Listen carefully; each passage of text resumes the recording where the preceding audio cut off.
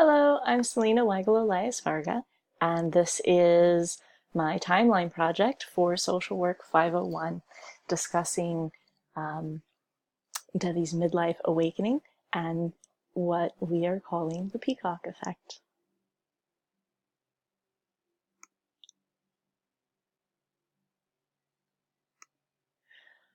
So, in the perspective of Erikson's developmental stage, in the context of Debbie's life, we're looking at stage 7, generativity versus stagnation.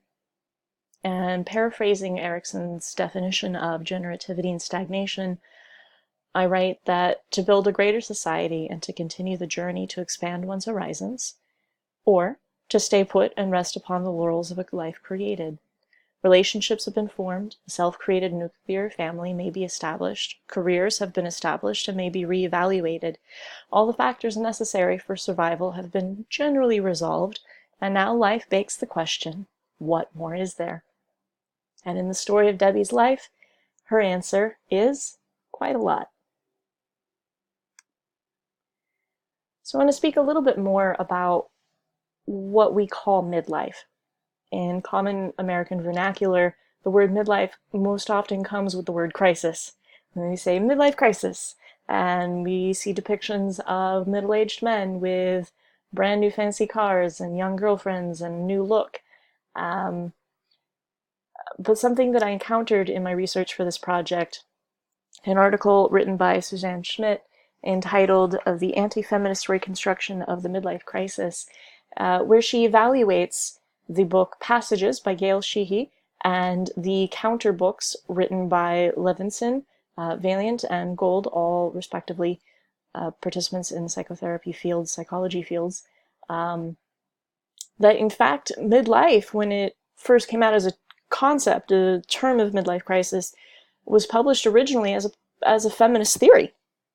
And so, quoting Schmidt, she writes, drawing on the language of the women's movement and on feminist science, she, Gail Sheehy, author of Passages, presented a concept that challenged separate roles and encouraged women's liberation. Levinson, Valiant, and Gould responded with a male-centered definition of midlife crisis that stigmatized criticism of gender hierarchies as man-hating and barred women from changing their lives. The notion of popularization did important work in making this the dominant meaning of midlife crisis. So in Passages, she presents that midlife came not as a crisis for women, but as an awakening.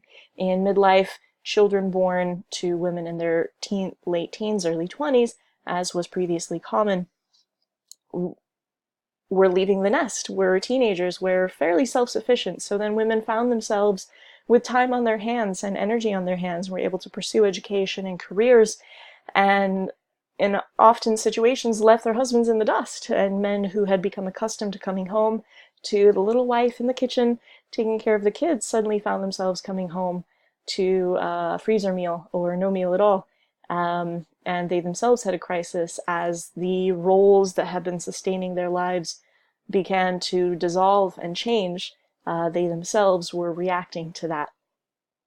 And so here we have between 1975 and 1978 this battle of literature coming out where Sheehy is suggesting that midlife is an awakening time for women, and Levinson, Valiant, and Gould, with their higher degrees, Sheehy was just a common author for the common people, Levinson, Valiant, and Gould presenting individually that midlife crisis is a male experience and taking the feminine out of it. And in the case of Debbie, her midlife was a midlife awakening, and a time of feeling bigger, feeling bolder, and feeling more beautiful than she ever had before. So the stages that led to this and some really big events in her midlife turning was her 40th birthday, when she and her friend Glinda, they have been friends for over 23 years, and were birthday buddies. Glinda had won tickets to a jazz festival in St. Lucia. At the time they lived in Florida, and called up Debbie and said, hey, let's go, let's celebrate our birthday at this jazz festival in St. Lucia. And so they went, a big adventure, just one more example of stepping out on her own and being brave and courageous, and saying yes to life.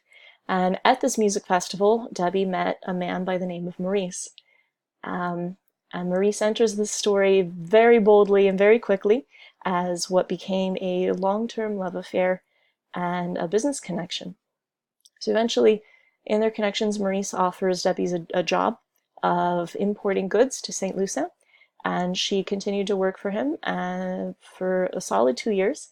And there came a point where she realized that she was doing a lot of things on her own and desired a bit more autonomy, and with Maurice's blessing, stepped out on her own, started her own business, and at the age of 42, she became an international female entrepreneur. A huge step for a midlife woman in the late 80s, early 90s.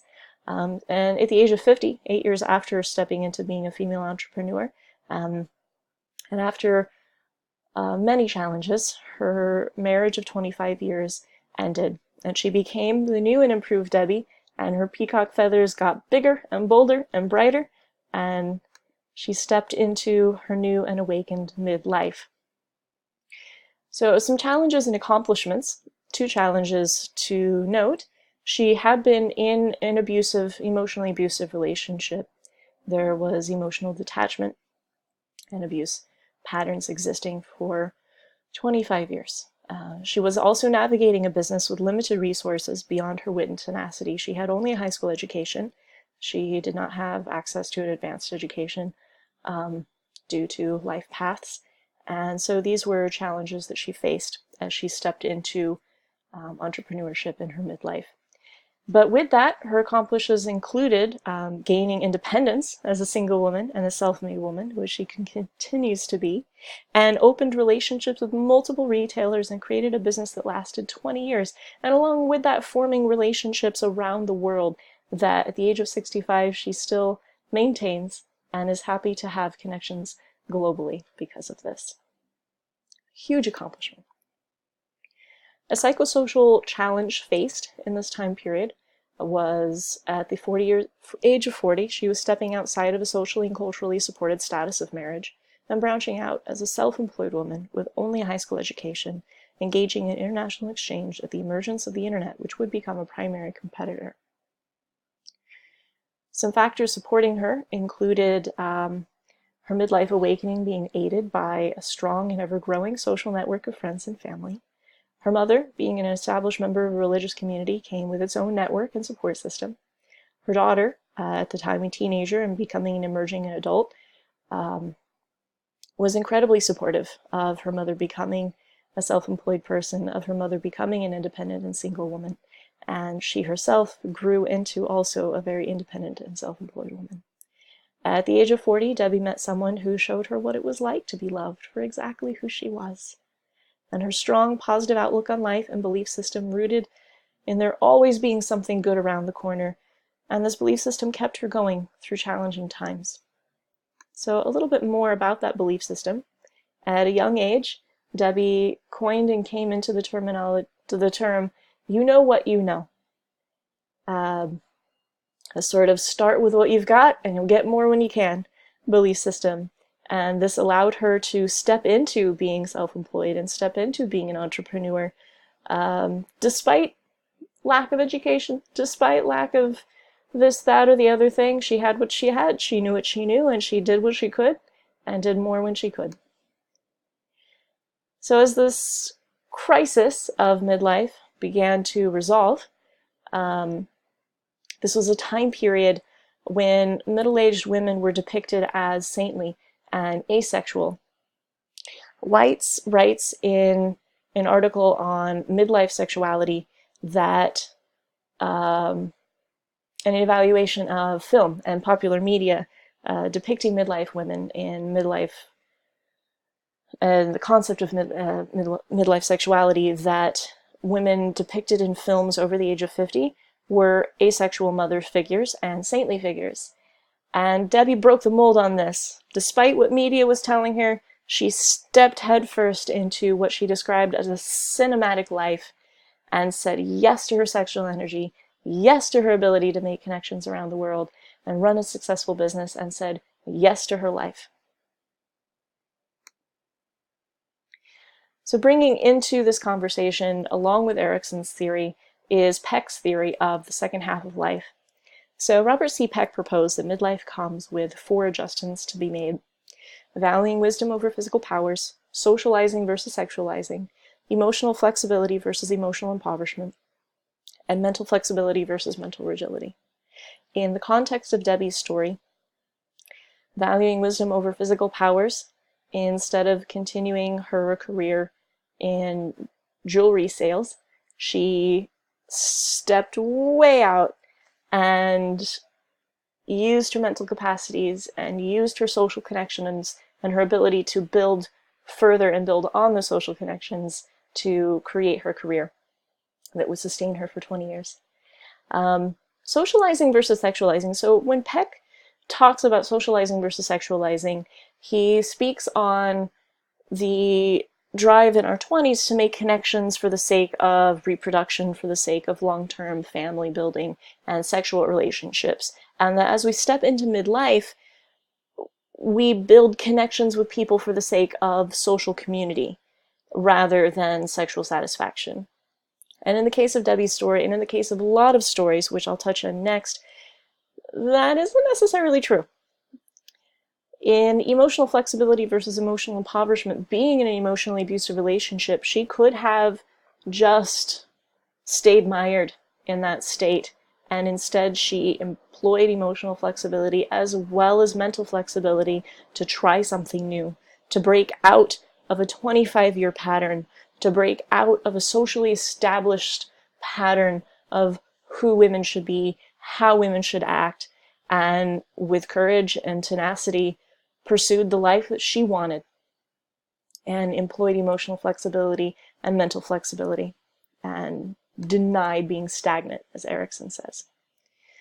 So, as I had said, coming back to Peck's theory and the concept of socializing, social energy versus sexual energy, Smith, Galicho, and Flaws, in their review of the Midlife Women's Health Study and their paper, Factors Affecting Sexual Function of Midlife Women, they discovered that women in the category of aged 45 to 54 who had a self-perceived higher quality of life reported more frequent sexual activity. So that kind of goes against Peck's theory.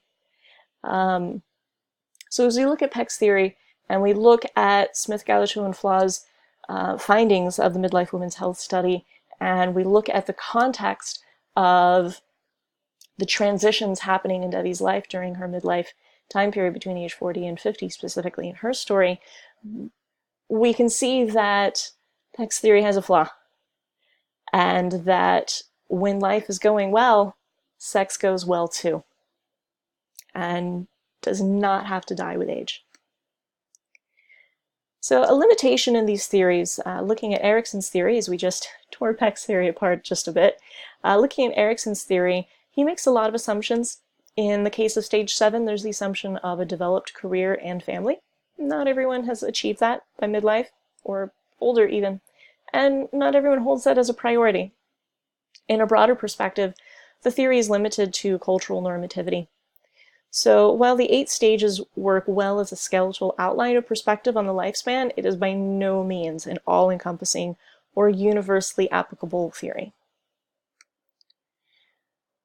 So with gratitude to the amazing researchers and authors that inspired this work, and I was able to dive in and use their research, I want to share deep gratitude to my friend Debbie for sharing her life story and being willing to be a participant in this. And I do want to speak just a little bit more on the topic of midlife awakening versus midlife crisis. As we saw in the presentation, the feminist perspective of midlife in Sheehy's book, Passages, and the tenacity that male researchers came at her when this was published, just goes to show the conflict that is happening between men and women in this midlife state. And that midlife doesn't have to be a crisis. Midlife can be an awakening. And as Erickson writes of generativity versus stagnicity, it doesn't have to be a time of going all and above, but it can be a time of remaking oneself and reawakening, or awakening for the first time and making for the first time a whole new identity, and letting those peacock feathers go bold and go big.